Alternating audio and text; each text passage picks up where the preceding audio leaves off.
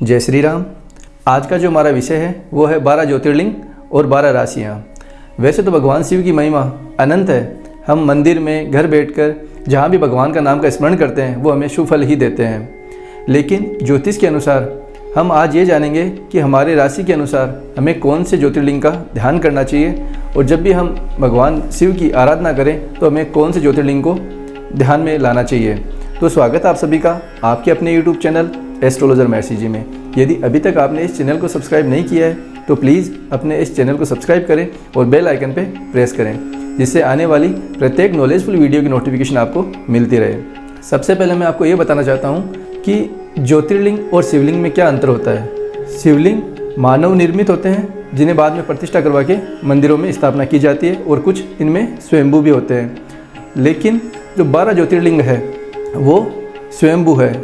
ज्योतिर्लिंग अर्थात भगवान शिव का ज्योति के रूप में प्रकट होना। तो आज हम ये जानेंगे कि 12 ज्योतिर्लिंग में हमें हमारी राशि के अनुसार कौन से ज्योतिर्लिंग का ध्यान करना चाहिए, जिनसे हमारे मनोवांछित इच्छा पूरी हो, हमें मनोवांछित फल की प्राप्ति हो। वैसे तो आप भगवान भोलेनाथ का किसी भी रूप में स्मरण करें वो आपको हमेशा शुभ फल ही देंगे, लेकिन फिर भी यदि आप आराधना करते समय आप अपनी राशि के अनुसार यदि उनका स्मरण करें तो ये आपको शीघ्र फल भी देते हैं। तो सबसे पहले हम लेते हैं मेष राशि को। मेष राशि वाले जातक जब भी भगवान भोलेनाथ की आराधना करें, अभिषेक करें, तो जो प्रथम ज्योतिर्लिंग है सोमनाथ, जो कि सौराष्ट्र गुजरात में है, उनका ध्यान करते हुए आप भगवान शिव को अभिषेक करें। उनका जो भी आप पूजा पाठ मंत्र जो भी आप उच्चारण करते हो वो आप करें।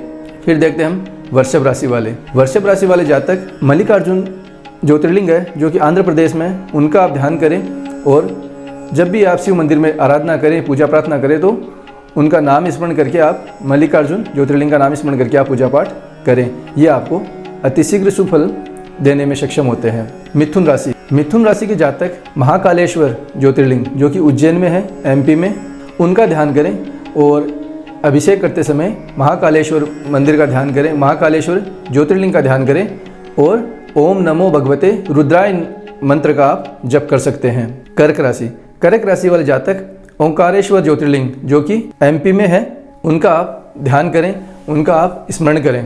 5 नंबर की राशि आती है सिंह। सिंह राशि वाले जातक वैद्यनाथ ज्योतिर्लिंग जो कि झारखंड में स्थित है, उनका आपको ध्यान करना चाहिए। और जब भी आप अभिषेक करें तो वैद्यनाथ ज्योतिर्लिंग का ध्यान करते हुए महामृत्युंजय मंत्र का आप जप करें। ओम त्र्यंबकम यजामहे सुगंधित पुष्टि वर्धनम उर्वारुक्मि बंधनान मृत्योर्मुक्षमामृतात्। इस मंत्र का आप जप करते हुए भगवान का अभिषेक करें और भगवान का आप ध्यान करें। कन्या राशि। कन्या राशि वाले जातक भीमाशंकर ज्योतिर्लिंग जो कि महाराष्ट्र में है, उनका स्मरण करें, उनका ध्यान लगाएं। तुला। तुला राशि वाले जातक रामेश्वरम ज्योतिर्लिंग जो कि त्रेता युग में भगवान श्री राम ने स्वयं अपने हाथों से स्थापना की थी, उस ज्योतिर्लिंग का आप ध्यान करें जो कि तमिलनाडु में है। वृश्चिक राशि। वृश्चिक राशि वाले जातक नागेश्वर ज्योतिर्लिंग जो कि गुजरात में है, उनका आप ध्यान कर सकते हैं। धनु राशि। धनु राशि वाले जातक जब भी शिव आराधना करें तो काशी विश्वनाथ ज्योतिर्लिंग जो कि UP में है, उनका आप ध्यान करें और उनके नाम से आप अभिषेक करें। मकर राशि। मकर राशि के जो जातक हैं वो त्र्यंबकेश्वर महादेव, त्र्यंबकेश्वर ज्योतिर्लिंग जो है महाराष्ट्र में है, उनका आप स्मरण करें, उनका आप ध्यान लगाएं, जो कि आपकी राशि के अनुकूल रहेगा। कुंभ राशि वाले जातकों के लिए जो केदारनाथ ज्योतिर्लिंग है जो कि उत्तराखंड में है, उनका आप ध्यान लगा सकते हैं, उनका आप स्मरण कर सकते हैं। मीन राशि वाले जातक घुश्मेश्वर ज्योतिर्लिंग जो कि महाराष्ट्र में है, उनका आप ध्यान लगाएं। ये जो 12 ज्योतिर्लिंग और 12 जो राशियाँ मैंने आपको बताई है, इसमें ज़रूरी नहीं है कि आप वहाँ ज्योतिर्लिंग में जाके ही अभिषेक करें या उस वहाँ जो स्थान है जहाँ ज्योतिर्लिंग है वहाँ आपको जाकर पूजा पाठ करनी है। आप अपने नज़दीक में जो भी शिवालय हैं, जब भी आप शिवालय में अभिषेक करें, भगवान शिव की आराधना करें, तो आप उस ज्योतिर्लिंग को अपने ध्यान में ला सकते हैं, उस ज्योतिर्लिंग को आप अपने मनन कर सकते हैं, और जो भी आप जप करें उनका ध्यान लगाते हुए आप जप कर सकते हैं। ये वो कंजंक्शन है जहाँ से कहीं ना कहीं आपको शीघ्र फल मिल सकता है, शुभ फल आपको प्राप्ति होगी। वैसे तो यदि आप महादेव की आराधना करते हो घर बैठकर, यदि आपको पूजा प्रार्थना मंत्र आदि कुछ भी नहीं आता, तो आप भगवान का नाम लेकर ओम नमः शिवाय का जप भी करते हो, तो भी आपको ये 12 ज्योतिर्लिंग का जो सार है या जो शुभ फल है वो आप घर बैठकर भी प्राप्त कर सकते हो।